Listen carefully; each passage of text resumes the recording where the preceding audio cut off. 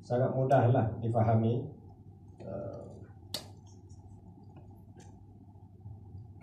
Dia pun nama dia introduction.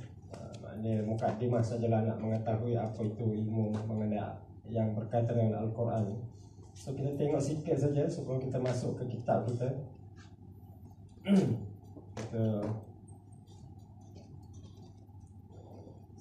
Oh, dah ada lah sini ha? Dah. Okey, contohlah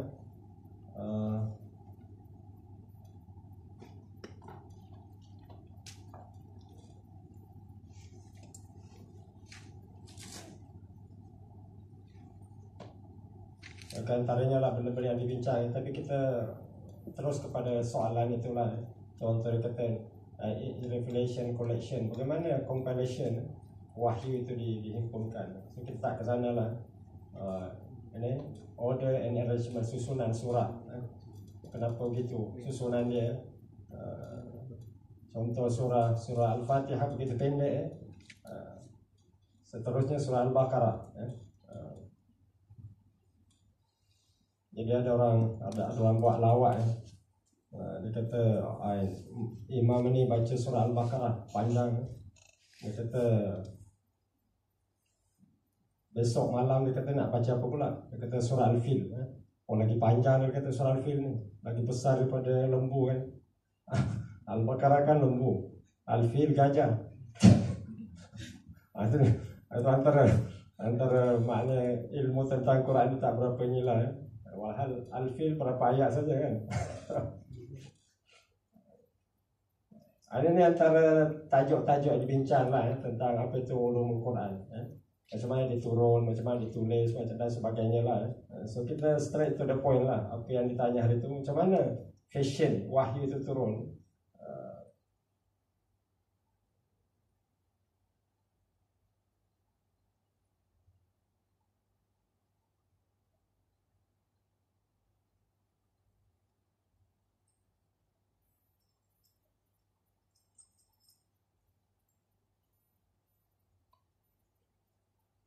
So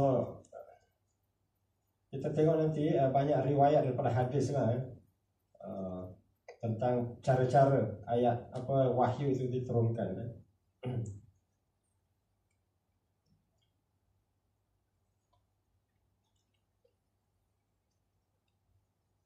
Ini ayat Quran. Kita nak ini ayat Quran, terjemahan dia.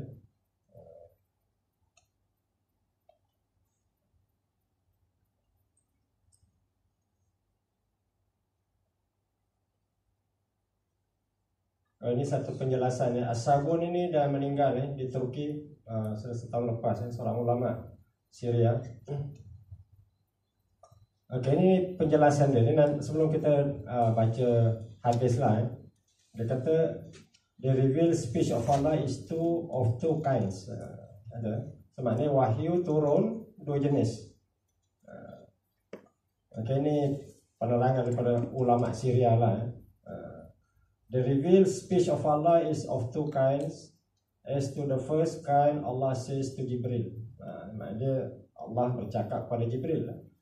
Tell the prophet to whom I send you that Allah tells him to do this and this. And he ordered him something. So Jibril understood what his Lord had told him. Then he descended with this to the prophet and told him what his Lord has told him. Okay, maksudnya Allah bercakap komunikasi direct dia dengan Jibril. Apa bahasa itu kita tak tahulah. Allah Maha Pencipta bercakap dengan malaikat Jibril, pembawa wahyu. Then he descended with this to the prophet and told him what his Lord had told him. But the expression is not this same expression. So ada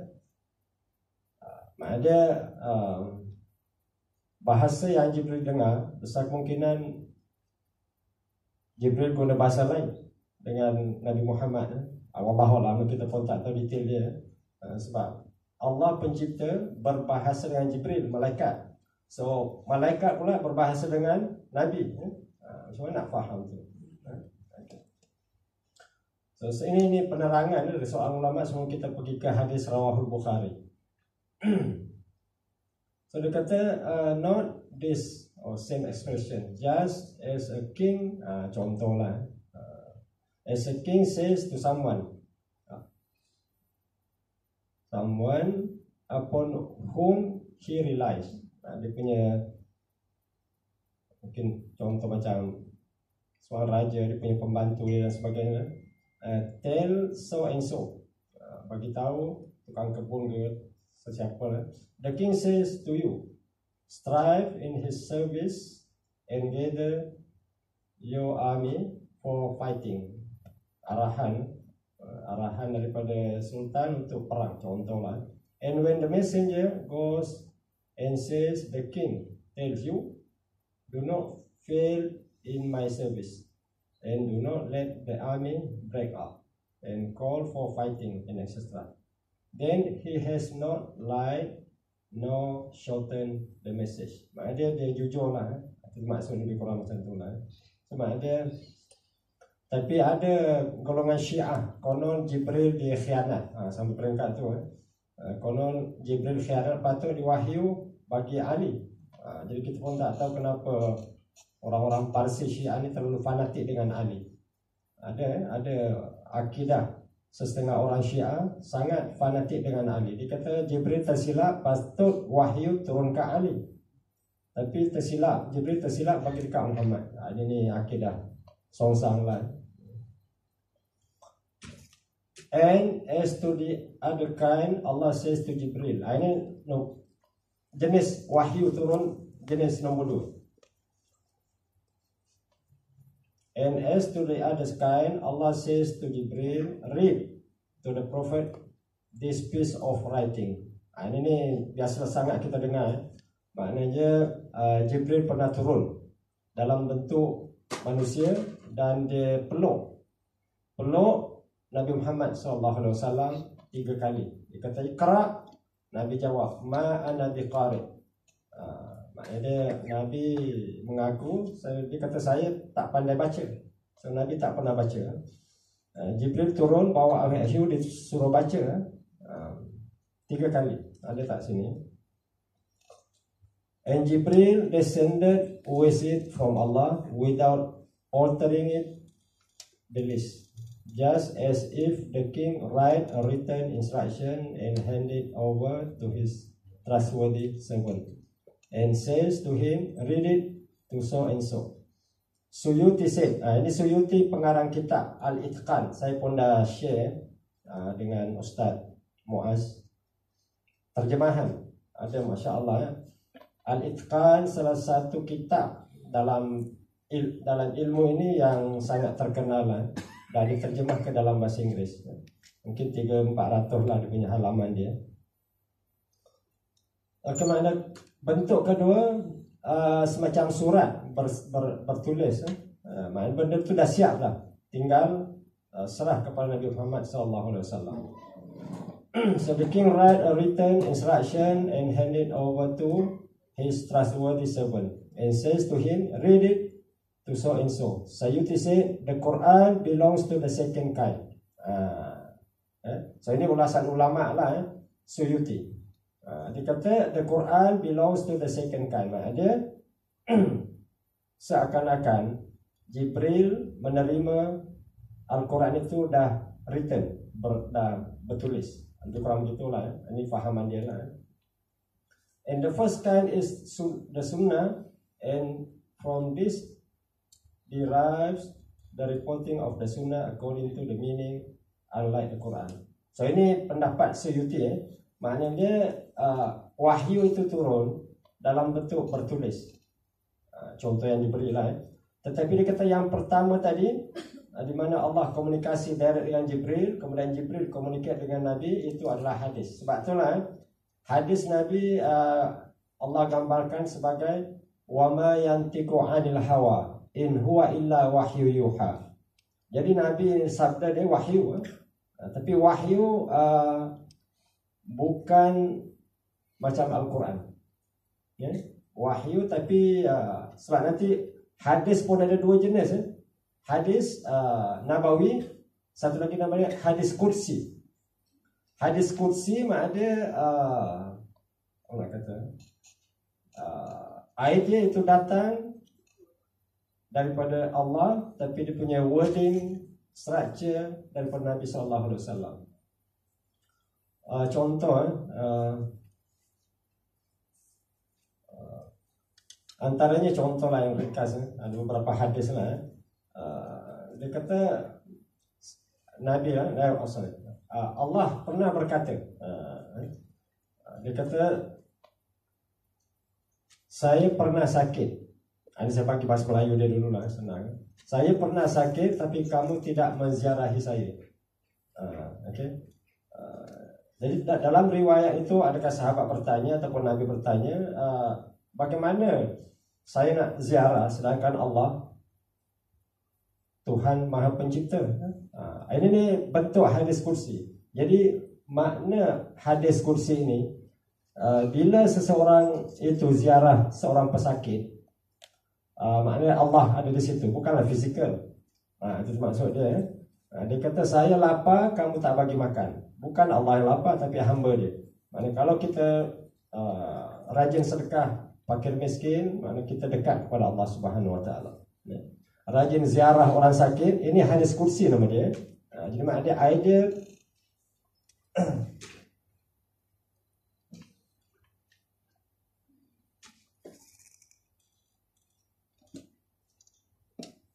ini sensitif punya.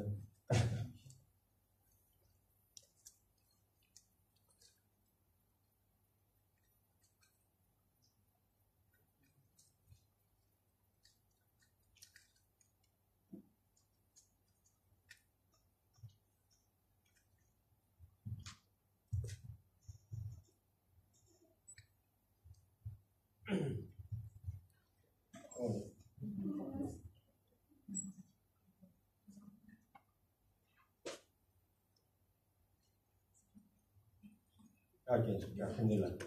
Dia tak boleh sentuh-sentuh dia. Okey, sabun ni memudahkan ataupun fahaman memetik pendapat Sayyuti. Jadi maknanya dia wahyu boleh turun dalam bentuk yang bertulis dan boleh bentuk dalam macam message lah. Nabi faham kemudian diteruskan. So ini penerangan dia lah. So kita tengok pula hadis yang diriwayatkan oleh Imam Bukhari. Itu ni hadis kursi. Hadis kursi for an introduction to the subject and select simple text. Okay, sikitlah ke hadis kursi. Kursi means holy. Hadis kursi maknanya hadis. Nama dia hadis tapi disandarkan kepada Allah. Dia bukan Quran. Dia sabda itu tidak ada dalam Quran. Okay. So nama dia hadis kursi. So kursi means holy or pure. There are some reports from the Prophet Muhammad SAW where he relates to the people what God has said. What God has said or says or did or does. But this information is not part of the Quran. Itu dia. Jelas Hadis kursi wahyu tapi bukan dalam Al-Quran. Nama dia hadis kursi. Jadi mungkin nak membezakan dengan hadis biasa, mungkin semacam hadis kursi mungkin maklumat itu direct daripada Allah Subhanahu Wa Taala dan jelas. Tapi mungkin kalau hadis Nabi SAW mungkin macam maklumat tak berapa jelas lah. Cuma ada di situ ada campur tangan Nabi SAW. Dari segi idea lah mungkin begitu. Contoh lah macam laula an, ini hadis lah, contoh lah. Laula an asyukka ala ummati la amartuhum bisiwaki inda kulli salatin. Maknanya dia seandainya, ini Nabi punya hadis lah. Seandainya saya tidak menyusahkan hambaku, seandainya saya tidak menyusahkan umatku, niscaya saya mewajibkan bersiwak setiap solat, sebelum solat lah. Jadi sebab itulah ada hamba Allah yang ikut hadis ini secara literal, letak kayu sugi dekat poket. Jadi ini faham secara literal lah. Kayu sugi letak kat poket. Jadi sebelum takbir, ini memahami hadis Nabi secara literal lah. Maknanya tak apa kita bersihkan gigi masa ambil wuduk kesekan di bilik air, bukan dekat masjid. Benda ni sangat sensitif. Contoh kita berjiran dekat-dekat, nak solat tu keluar kayu sugi, jadi orang macam tak hormat lah kan. Ini salah satu contoh macam mana memahami hadis secara literal. Okay. Mana kita nak faham hadis ni perlu kebijaksanaan. Jadi maknanya indah kulli solatin, setiap nak solat. Jadi tak semestinya sebelum takbir, maknanya masa kau ambil wuduk tu pun boleh. Itu maksud dia lah. Jadi kadang ada hamba Allah ini terlalu literal memahami agama ini. Ini contoh dibagi hadis kursi. Allah Almighty and exalted is He said. Ini dia apa? Jadi hadis itu juga Nabi perawi mengatakan Allah berkata begitu.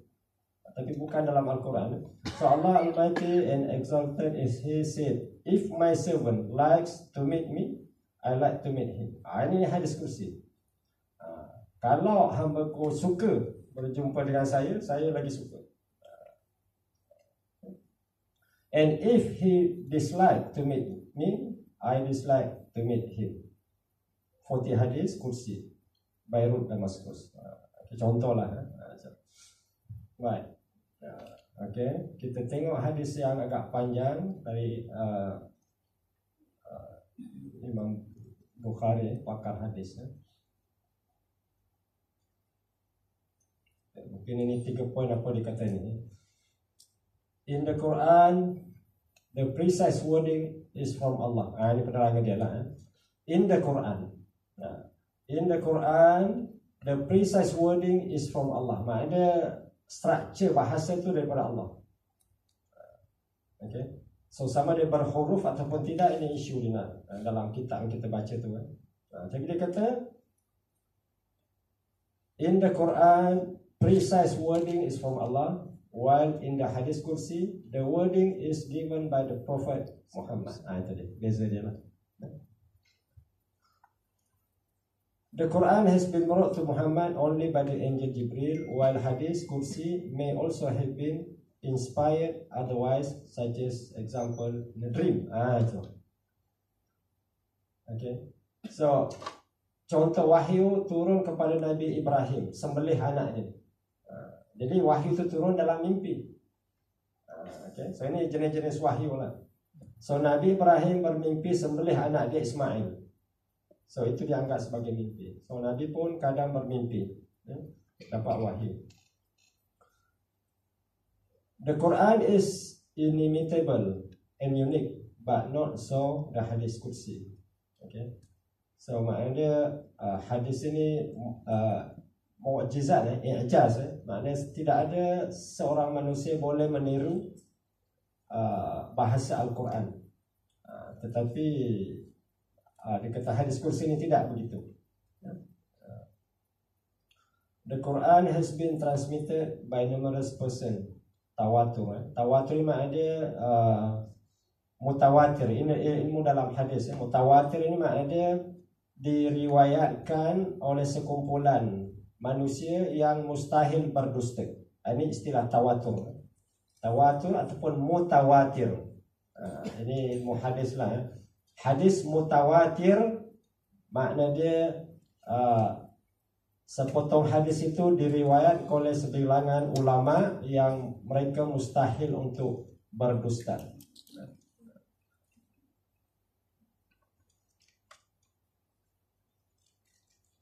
And hadis kursi often only by a few or even one individual. Ini dia. So makna hadis kursi itu ada keistimewaan dia sekalipun satu perawi Perawi maknanya orang yang meriwayatkan. Okay. Jadi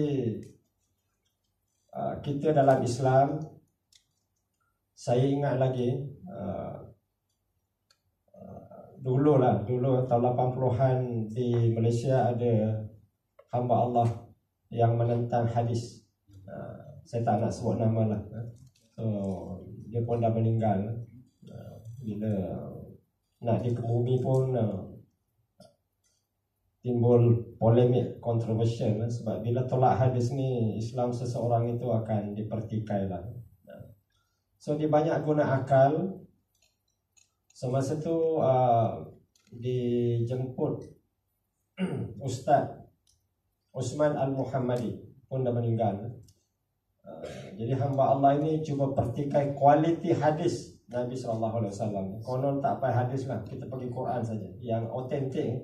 Yang mana dia tidak dipertikai cara penulisan, cara periwayatan dan sebagainya.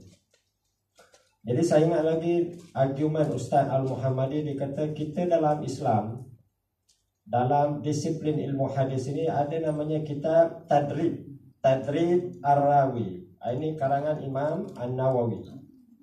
Tadrib Ar-Rawi diperincikan di situ ilmu-ilmu siapa nak terlibat dalam ilmu hadis. Sangat halus. Saya ingat lagi dia punya argument. Dia kata kalau kitab Bible yang ada sekarang kita apply ilmu dalam kitab Tadribur Rawi, niscaya kitab Bible itu akan hancur, punah. Sebab di sana dikata tidak ada sistem sanad. Jadi makna ilmu hadis ini sangat teliti, terutamanya bila sebut Rawahul Bukhari wa Muslim. Sangat teliti. Bukan tidak ada syarat. Ada Imam Bukhari lagi ketat. Imam Bukhari lagi ketat dia punya syarat dia. Contoh Imam Muslim dia tidak mensyaratkan jumpa antara satu dengan yang lain. Cukup dengan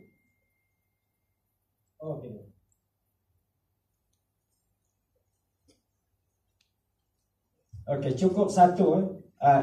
Imam Muslim, sebab itulah dari segi syarat Imam Bukhari lebih berat syarat dia. Maknanya seorang perawi hadis mesti jumpa perawi yang lain. Katakan yang nombor satu dengan nombor dua mesti pernah berjumpa. Kalau Muslim dia kata tak perlu berjumpa, hanya perlu sezaman. Satu hidup di Pakistan, satu di alam Melayu, cukup. Jadi benda ni panjang cerita dia. Sebagaimana ada ilmu tentang Quran ini, ada juga ilmu tentang hadis.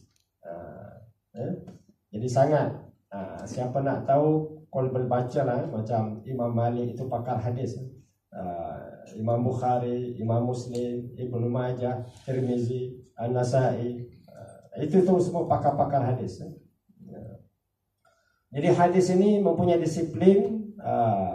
Allahyarham Ustaz Usman Muhammadi kata kalau ilmu Tadrib Ar-Rawi maknanya melatih para perawi, bagi dia ilmu supaya apa yang patut ditulis, apa yang tak patut ditulis dan sebagainya.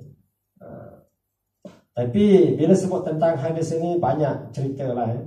Sebab kadang konon ulama-ulama hadis ini pun kadang disalahguna oleh ahli politik. Sebab itulah timbul hadis maudhu. Maudhu maknanya hadis yang direka. Sampai peringkat tu. Jadi bukan senang nak membezakan hadis dhaif, hadis sahih, hadis maudhu dan sebagainya. Okey.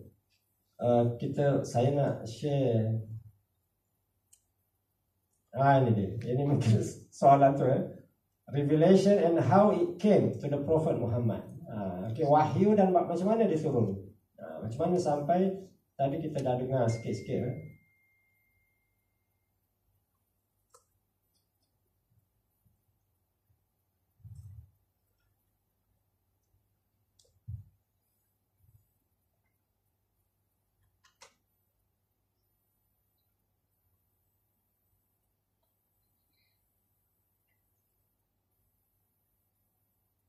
Okay, the Quran revealed to Muhammad. Okay, ini selesai ni. Agak panjang lah. Ini Bukhari. Kita tengok. Narrated Aisyah. So Aisyah, isteri Rasulullah SAW bercerita. The mother of the faithful believer, the commencement of the divine inspiration to Allah Apostle was in the form of good dream. Nabi pun mimpi juga. Salah satu cara wahyu nak turun kepada Nabi SAW pun mimpi. Ini Bukhari punya riwayat. In the form of good dream which came like a bright daylight. And then the love of seclusion was bestowed upon him. So maknanya wahyu turun, lepas tu Nabi suka berkhalwat. Khalwat di sini bukan khalwat yang haram tu. So khalwat di sini maknanya suka menyendiri. Jadi Allah turunkan ilham, suka naik ke Jabal Nur, Gua Saur. Di situlah Nabi banyak bertahanus. Bertahanus maknanya bertafakur lah. Masa tu wahyu belum turun, Allah belum ajar lagi macam mana nak solat, macam mana nak berzikir dan sebagainya. So he used to go in seclusion in the cave of Hira, where he used to worship Allah alone. Macam mana Nabi beribadah, kita tak tahu bentuk dia. Adakah dia sujud saja, rukuk saja. So di mana Nabi dapat ilham? Wallahu a'lam, sebab dikatakan bapa saudara Khadijah, seorang yang penganut agama Kristian, Waraqah bin Naufal. Adakah dia dapat ilmu di sana? Kita tak pasti. Where he used to worship Allah alone continuously for many days before his desire to see his family. He used to take with him food, stay there, come back to his wife Khadijah to take his food likewise again, till suddenly the truth descended upon him while he was in the cave of Hira. So Iqra, ayat yang pertama, besar kemungkinan di Gua Hira. Macam tu. The angel came to him and asked him to read. Inilah dia tadi. Maknanya ni hadis riwayat Bukhari. Kita biasa dengar.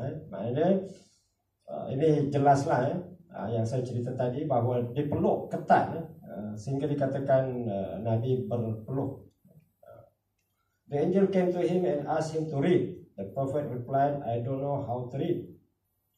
The prophet added, the angel caught me forcibly. Ketat, dipeluk ketat. He expressed me so hard that I couldn't not bear any more. Nyaris tak dapat bernafas. He then released me again and asked me to read. I replied, I do not know how to read.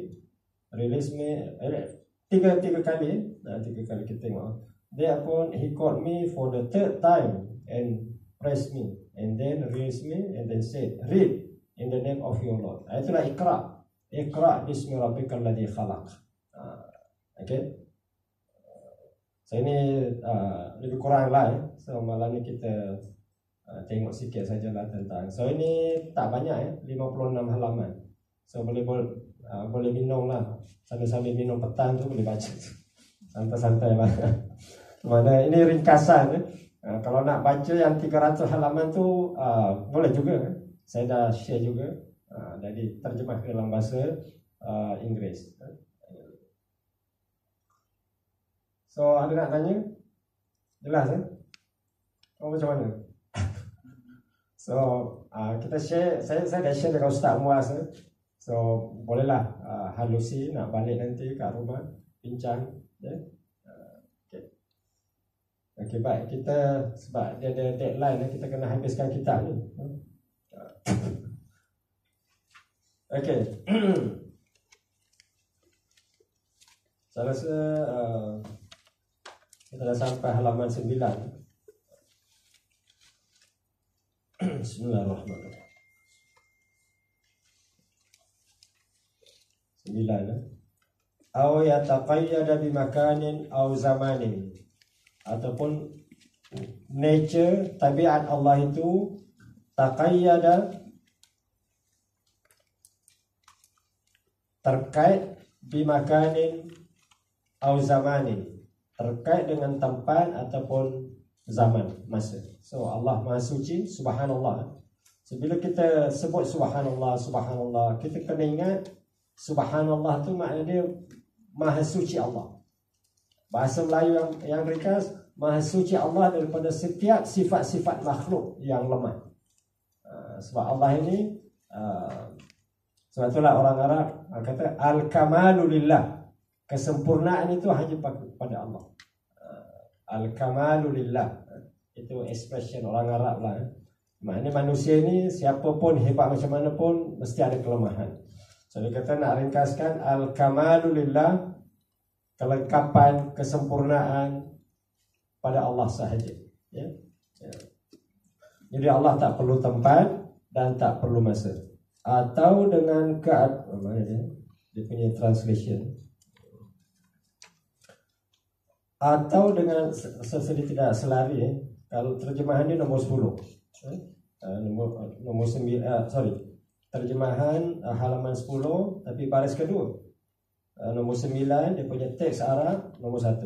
Atau dengan keadaan zatnya yang maha tinggi bersifat dengan segala.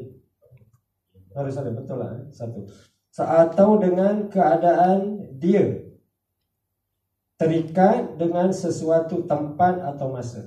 Betul lah. So, teks halaman 9, terjemahan halaman 10. Atau dengan keadaan zatnya yang maha tinggi bersifat dengan segala yang baharu. Ini maknanya ini yang negatif lah, tidak. Maknanya Allah tidak demikian lawannya. Sebab kita dah baca yang positif sebelum ini tentang sifat-sifat Allah Subhanahu wa taala.